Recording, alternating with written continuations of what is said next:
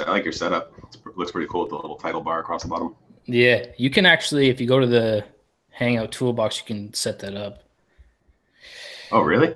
Yeah. I had All no right. idea. All right, guys. So we are live with Justin from Verge. So Justin, appreciate you coming on, man. This is pretty cool. How you Yeah, of doing? course. Awesome. Doing really good. How about you? Good, good. Let me just make sure. Okay, cool. So let's take it kind of like to the beginning. I kind of like just to start with the history behind it. What made you start Verge? Yeah, it's like what got you into blockchain and that type of thing, and then eventually starting Verge. Yeah, that's a good question. I get asked that a lot, but never in interviews, which is weird. Um, so I was doing network security stuff for a long time in the late '90s, early 2000s, and into the mid 2000s. And a friend of mine in 2010 was like, "Dude, you got to check out Bitcoin. It's super awesome. It's you can mine with your computer and you can get coins that way." And I was like, it sounded interesting, but I didn't really take the time to look at it. And then every week or two, he was constantly updating me on stuff, and he was just so into it, which I later found out, it's almost an addiction when you get into crypto. And I eventually started catching the buzz, and I got into mining. Started mining Litecoin, Dogecoin, um, and I built a mining pool after a while. I mean, I was already familiar with most different platforms of software, so I set up a mining pool, and then all these altcoins started coming out in like 2012, 2013, and most of them were pretty much the same. Doge, Litecoin, Bitcoin, stayed there, but all these altcoins kept coming out that were just kind of the same exact code base, just with different specifications. Like this one has 1 million coins, this one has 2 million coins. This one is proof of stake 2%, this one's proof of stake 3%, and they were all just pretty much the same thing. And I got so tired, I'd be adding all these coins as they came out to my pool, and then like a week later, it was like nobody was mining them, and I would just remove them. And I was like, man, this kind of sucks. But as I started learning the code itself, the Bitcoin code, they were all Bitcoin based, so as I started learning them, I got pretty familiar with the code and how it worked. So I was like, I think I'm gonna try and build my own coin just to, see how it works. And I'm not gonna do a pre-mine or an ICO or anything. I'm just gonna, make a coin and see what happens and see if I can get other people involved, and I'll work on that in my spare time. And since I had already become pretty familiar with the code itself, I was getting job offers all the time. People were like, "Hey, can you help us with this code? Can you help us compile a wallet? Can you help us, fork for our proof of stake or whatever it was?" So as I was doing all these little jobs, it was like kind of helping me. I was staying in crypto, and it just got me really excited, and I kept building on stuff. And I was already really familiar with Tor and I2P and that kind of stuff, network obfuscation stuff.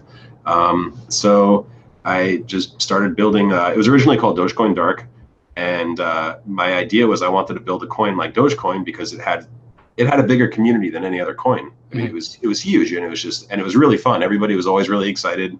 Everybody was, it was really entertaining for all of us, just being a part of it.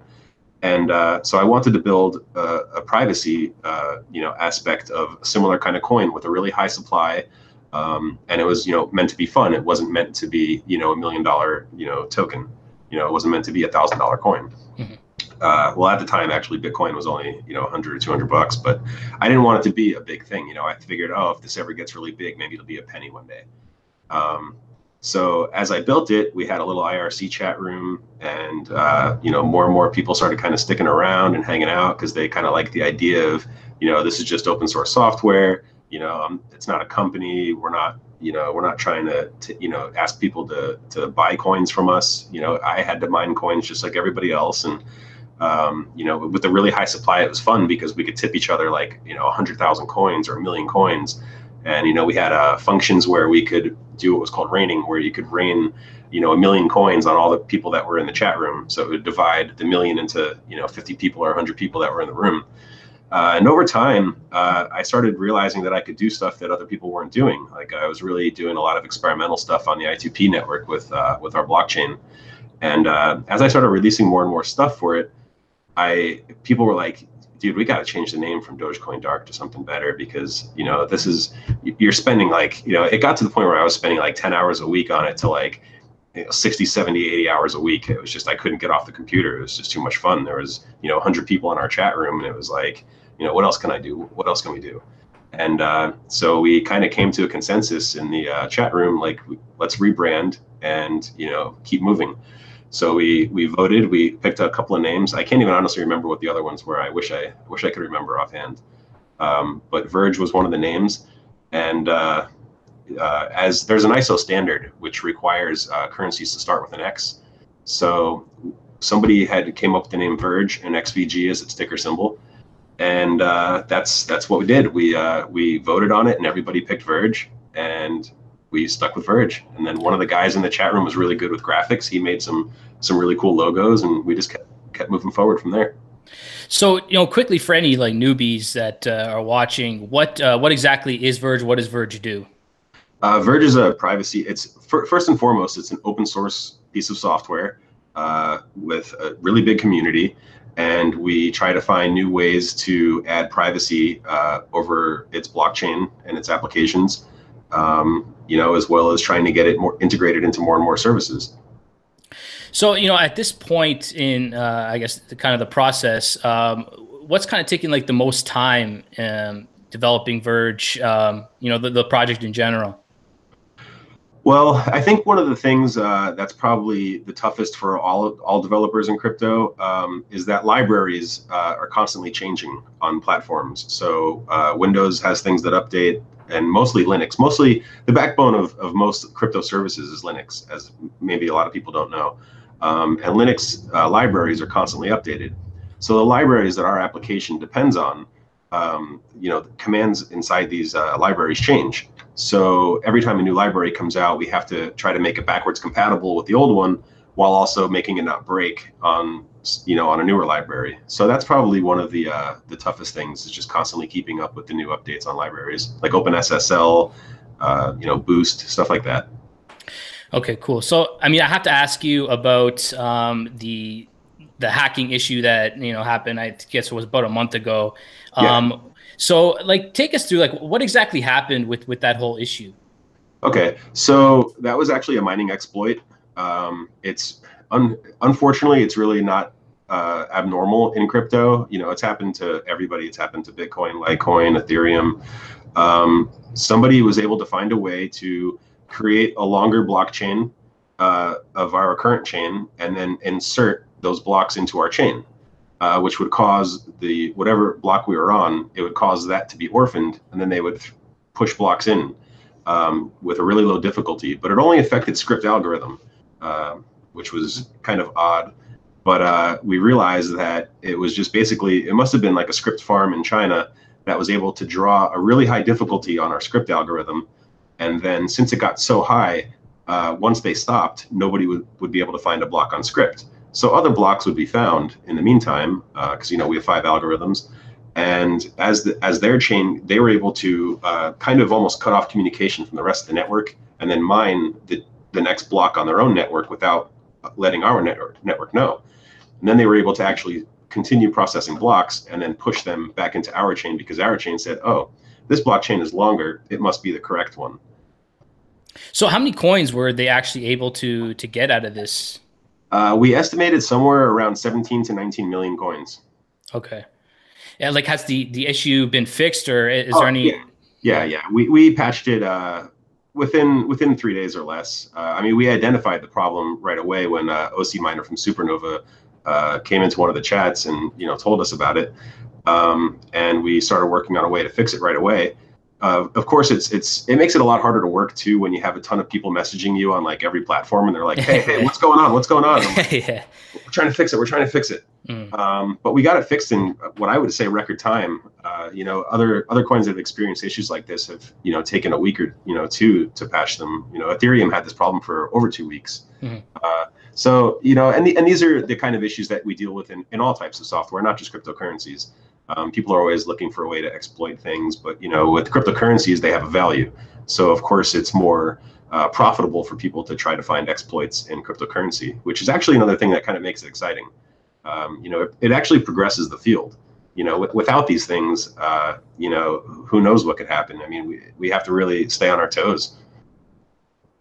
All right, so let's get into, I think, what a lot of people want to know is about, the partnership with Pornhub. So, what made you get involved with Pornhub? They contacted us, and we started talking, and I think that we told them we have a really huge community, and you guys aren't taking crypto, and I think it's time you guys made the leap. So we discussed doing a crowd fund. How can we come up with the funds? Since Verge isn't a company. A lot of people mistakenly call me the CEO, but I really have just as much power over the software as at least a dozen other people. It's just open source software that we all kind of contribute our time to. Sure, I mined and bought coins a couple of years ago, so I do have an advantage. It makes it worthwhile for me. But even if I didn't have any Verge coins, I would still work on it. But yeah, we talked to the guys at MindGeek, and they said, okay, well, if you guys can show us that you're serious, and you can come up with the funds to help us integrate and market it, then we'll do it.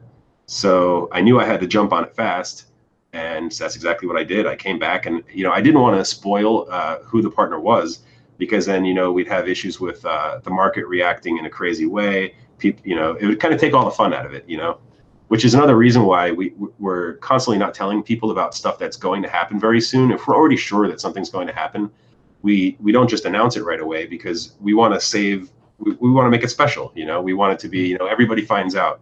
If you start telling people one at a time or just certain platforms, then it's almost unfair to the rest of the people. So to us, it's more fair when something's going to happen. We like to announce it at once. Do you think like the partnership, just getting into the porn industry, I mean, how do you feel about, the marketing behind that, or just, I guess, the public image that it sends to the brand? I was asked a somewhat similar question on Bloomberg Radio last week, and some really revealing statistics come out when you look at the online adult industry. For some people call it porn. I think we can call it online adult industry. They have over 1 billion visitors a year. That's a double-digit percentage of the planet's population. So if you're in a room with 10 people, there's a chance if everybody in the room says they've never been on that site, 2 people are at least lying. Fair enough. So I think it's a good thing. It's an industry, and that's something that a lot of people forget. I think it's probably because especially as guys, when we were younger, it was like taboo. It was like, oh, pornography is for adults. But when you become an adult, it's really not. I think we kind of some of us carry that stigma with us. Even when we become 18 and older, we're like, oh, porn's taboo. I can't talk about it. But it's a huge industry, and people who watch it and subscribe to it should have the privacy to not be connected to it. If they don't want to have their credit card bill sitting on the coffee table when people come over, oh, you subscribe to a bunch of pornography sites. So, and even though those people probably go on those sites too. So I think it's a really big, important first step for mainstream adoption to get into a market that big. I mean, it's $100 billion a year industry, and I don't think it's going to get smaller anytime soon. So do you think this provides a gateway to getting into other industries, or? Oh, absolutely. We've had a lot of companies actually expressed interest since we've made this announcement. And we're actually talking to quite a few people right now about integrating Verge onto their platforms. So it's really exciting. But before you ask, we don't want to reveal the names yet, because we'd like to make sure that it's going to happen before we get everybody all excited.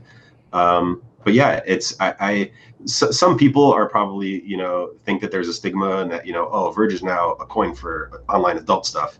But it actually attracted the attention of a lot of people from the opposite end of online business, and we have a lot of new integrations coming up. Awesome. Why do you think the price of the coin dropped after the news came out? Well, from what some people told me, we had a decent size Muslim user base, and apparently a lot of those people were pretty upset because it's, I guess, against their religion, or taboo in some way. So I think a lot of them exited. But I think like a lot of other announcements, I think a lot of the hype started within the few days before the announcement. You know, I looked at the charts when people were telling me, "Oh, why is it going down now?" And I kind of looked at the charts and I said, "Oh, it seems like a lot of people were, you know, kind of doing the buy the rumor, you know, sell the news thing." But you know, I think that we're stable now, and you know, I think like it's really tough in crypto because you always have people that want to know everything that's going to happen before it happens, and and it's of course because they want to have an advantage on the market.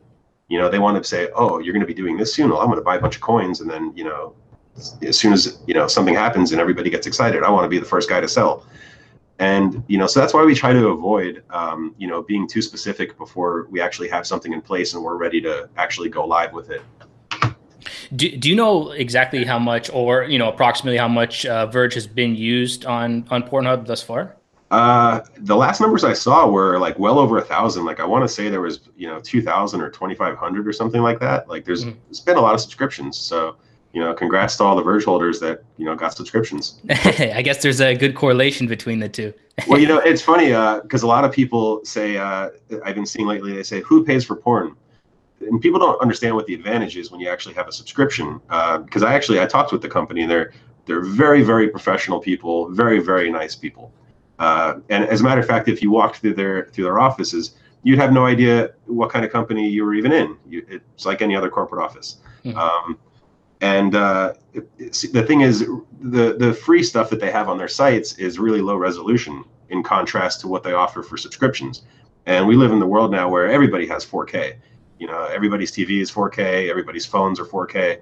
So, you know, with subscriptions, you actually get 4K, you know, video streaming. So. Like how has the Verge blockchain been holding up, you know, with the transactions? Has there been any issues or anything like that? No, not at all. A lot of people ask us, I think it's sort of like a built-in question when you first get into a coin. How scalable are you? What are your plans for scaling? But right now we don't foresee any issues with scaling. I mean, we can handle 20 times what Bitcoin can handle. So, you know, we have, you know, something like 100 and some odd transactions per second we can handle. So I don't think that we'll have any issues with scaling for a long time. And yeah, we've been handling all these transactions just fine. So do you consider yourselves like a competitor to Bitcoin, or do you see you guys can, you know, coexist? Yeah, yeah, absolutely. You know, just like you know, a lot of people compare Bitcoin to gold. You know, you look at there's a whole metals market. You know, there's platinum, you know, copper, steel, silver. You know, so I don't see us as a competitor. I see us as a part of that market itself. That's very true. I like that.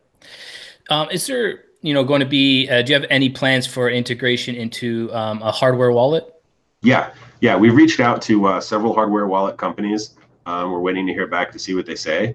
And you know, as soon as we find out what's going on with it and who we're going to go with, I mean, I'm actually hoping that we can get more than one. There's a lot of new players in the field, and there's a lot of the standard guys like Ledger and Trezor. So as soon as we have, you know, at least one or two lined up, we'll announce that right away, because that's not something that we feel like, you know, we'd have to wait until it's, you know, complete. You know, once we have an agreement in place, then we'll just announce it right away. When you think about like the industry and you know, developing a coin or developing, you know, Verge further and bringing it to the masses, like what do you think is more popular? Is it, or better, mass adoption, or you know, partnering with these bigger brands? Both. I mean, like I think that we treat, you know, the small mom and pop shop that's accepting Verge, you know, just the same as we do as a major, you know, huge industry. You know, MindGeek is a leader of their industry, but you know, we'll treat, you know, I had a message the other day from a guy that runs a fishing lure shop in New Jersey, and you know, I'm going to treat him the same way I would anybody else. You know, absolutely. You know, let us know what we can do to help. You know, message me. You know, we'll make it work. So, you know, speaking of like the smaller businesses, like, is it easier or is it harder to, I guess, you know, partner up with, you know, medium-sized business or smaller businesses to, you know, accept Verge? It all depends. For online platforms, like what, you know, websites that have products for sale or something like that, it's really, really simple.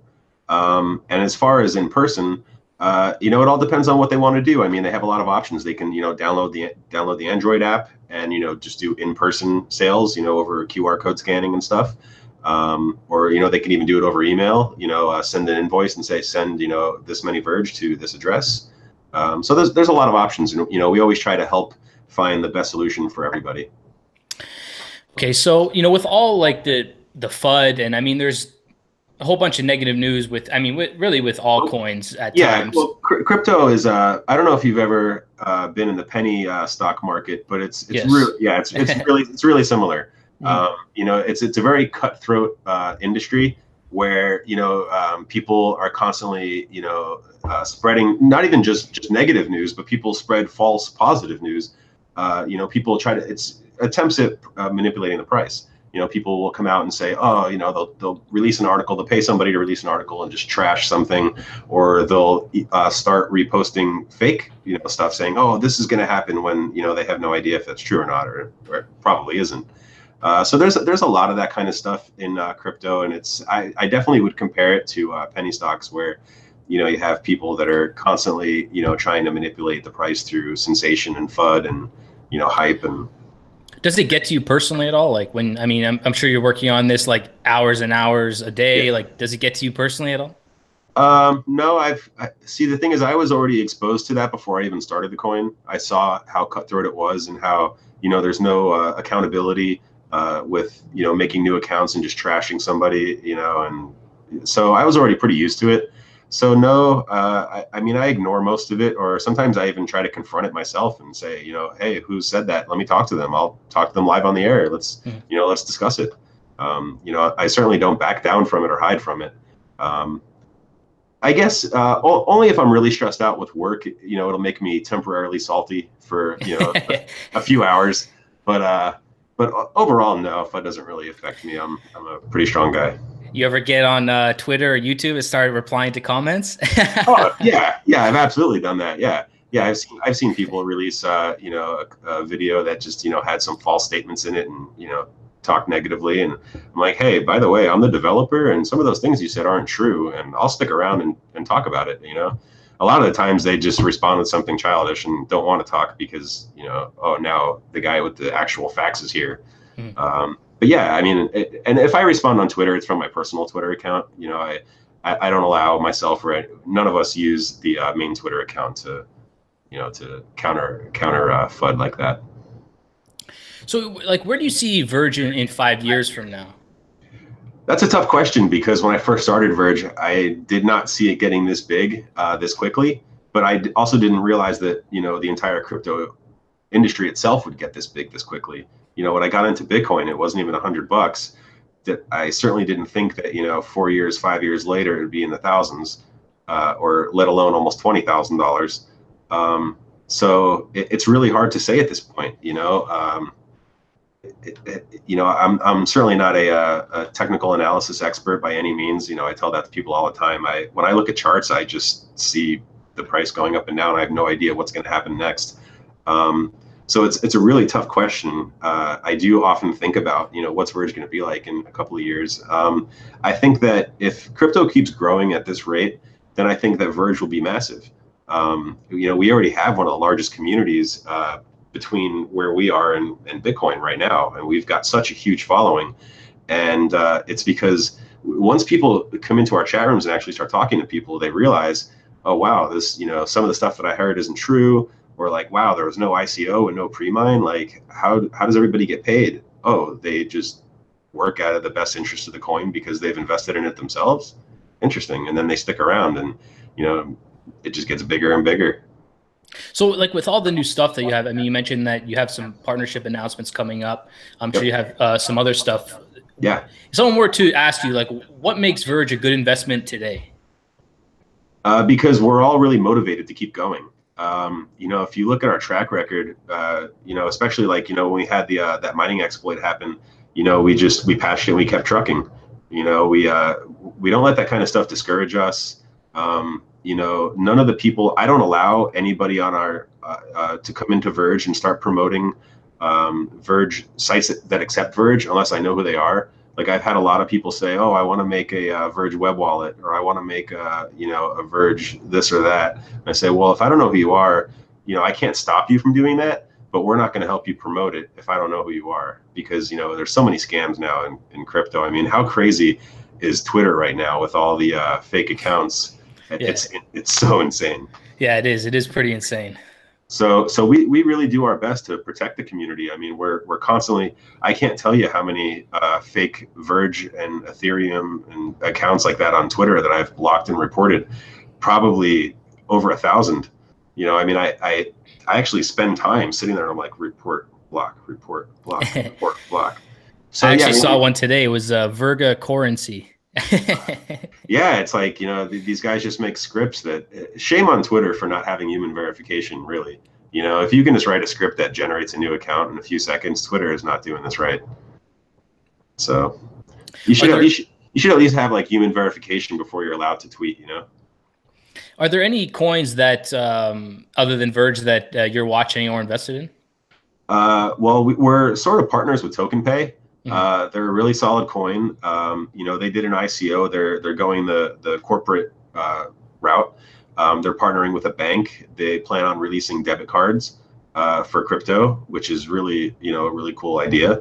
And I actually sat down and met with their CEO, and he's a really nice guy. And he actually only lives a few hours from me. So I definitely keep my eye on TokenPay.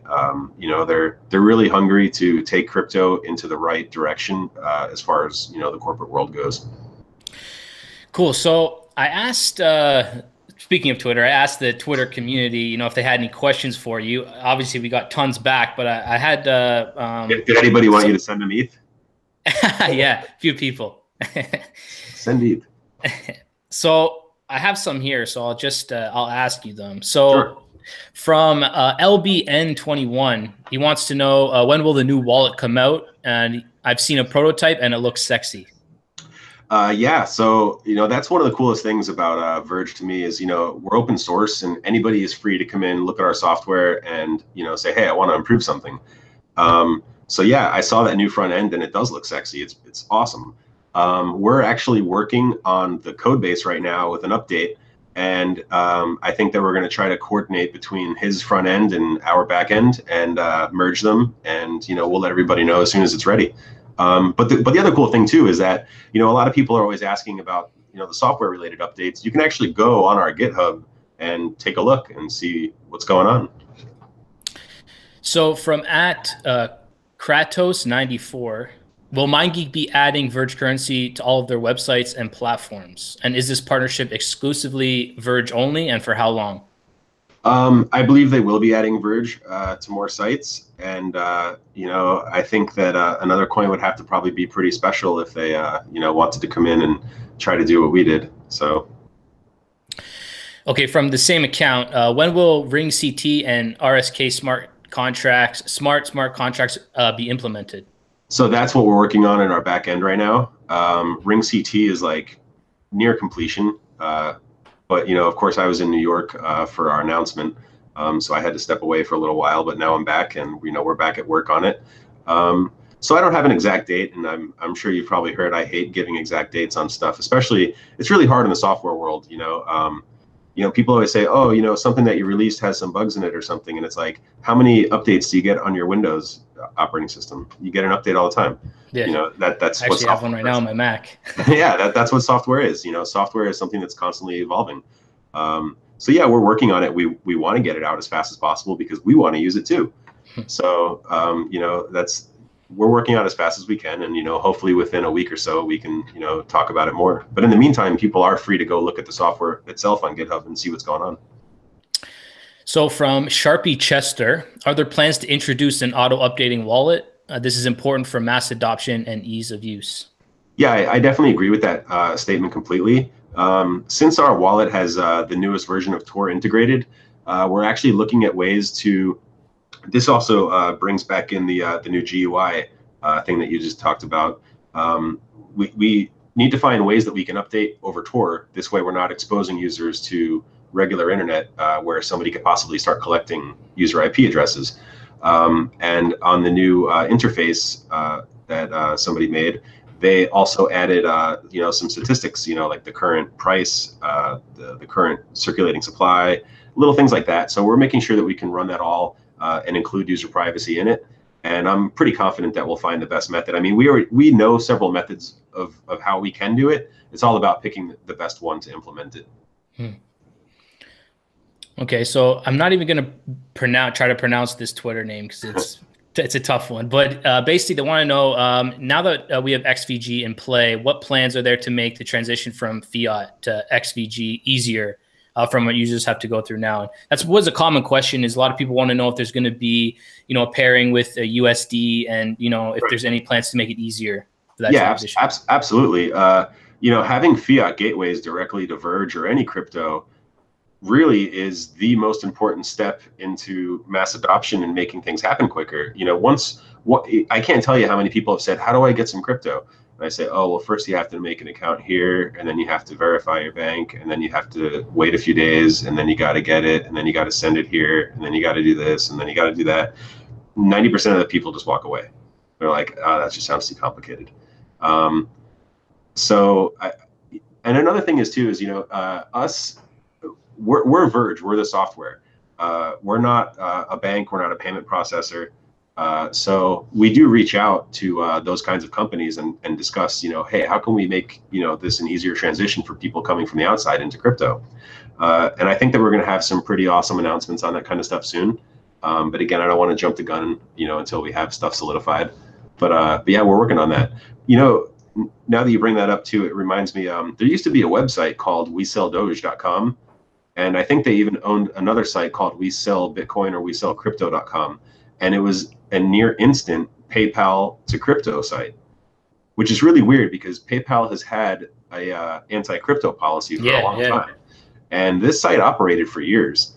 And I don't think it exists anymore, but I often wonder like how they made that happen, because, that would be, just as amazing as if people were able to, put in a debit card and get crypto. It's, imagine you could just, fill your shopping cart online with, some coins and then check out with PayPal. I mean, it'd be a miracle. Yeah, I think that's it's something that people need to understand is sometimes it takes more than one party to make something happen. So yeah, exactly. In order for me, if I tried to run some sort of fiat to Verge site, I'd have to get like a money transmitting license. I'd have to set up, a corporation for it, and I have to jump through a million hoops, flaming hoops. So, but we talk to those companies who already have that kind of stuff in place, and we're definitely working on that right now. So from Crazy, how do you intend or suggest to protect the brand image of Verge from neurotic marketing and or scrupulous people trying to promote themselves and business off the back of Verge? That's really a tough question, and I've thought about it a lot. I've had a lot of people say, "Oh, this person's promoting Verge," and they also say this kind of stuff, and we don't like that. And it's really hard. I mean, you can dress up as a cheesy superhero with a Bitcoin symbol on your chest, and nobody can stop you. You can say, "I am Bitcoin man," and and then also say really offensive things. And there's there's nobody behind Bitcoin that can say, hey, I own Bitcoin and you need to stop that. So it's really hard when it comes down to that kind of stuff. It's great to see so many. I mean, I recognize some of the names that you actually read off, and I know a lot of those guys are awesome, Verge supporters. But it's really tough because, say one of those people says something really offensive, and we like their statuses all the time when they say something about Verge, and then they say something really horrible. What can we do about that? It's tough. Yeah. But I definitely understand the question, and I often ask myself that question as well. So from XVG Links, he wants to know if Traffic Junkie is adopting Verge currency. I guess that goes back to the MindGeek question. Yeah. I believe they will. I think it's just a matter of time. All right. So, and then we got one more, which I found this one pretty funny. It's pretty interesting. So Sicilian008 wants to know if it's possible if porn stars could teach cryptocurrency investing strategies. Oh, of course they could. I'm sure they would make a killing too. Imagine that. That would be pretty awesome. Especially if they did one-on-one. They could probably make a lot of money doing that. Yeah, I could definitely see that being a huge industry. Maybe that's Something on the side. Maybe I need to go into business on teaching them, and then they can go teach people. Awesome. So, Justin, man, I really appreciate you coming on. I'll give you the floor to tell people, where they should go to support Verge. Check out vergecurrency.com. You can go on our GitHub, which is where we keep all of our open source software, and browse through all the different applications we have. I mean, we have so many. We have different libraries for developers like Python, Ruby, PHP. So, if you're a developer and you're just kind of getting into crypto, take a look at github.com/vergecurrency. And, you can find all different sorts of applications for Verge in all different programming languages. Sweet. All right, man. Thanks a lot. And for everyone watching, you can head over to bullsoncryptostreet.com if you want to learn about trading and investing strategies from the guy who taught me how to trade and a guy that I work with daily basis, Kunal Desai. And he also runs this every Wednesday. So check back next Wednesday. He'll be back on teaching his trading methods. And if you want to buy some gear, there's a link, crypto gear, and you can get some t-shirts, some hats. So check it out. Awesome, man. Thanks a lot, Justin. Appreciate it. Thanks, man. Take care. Cheers. Cheers.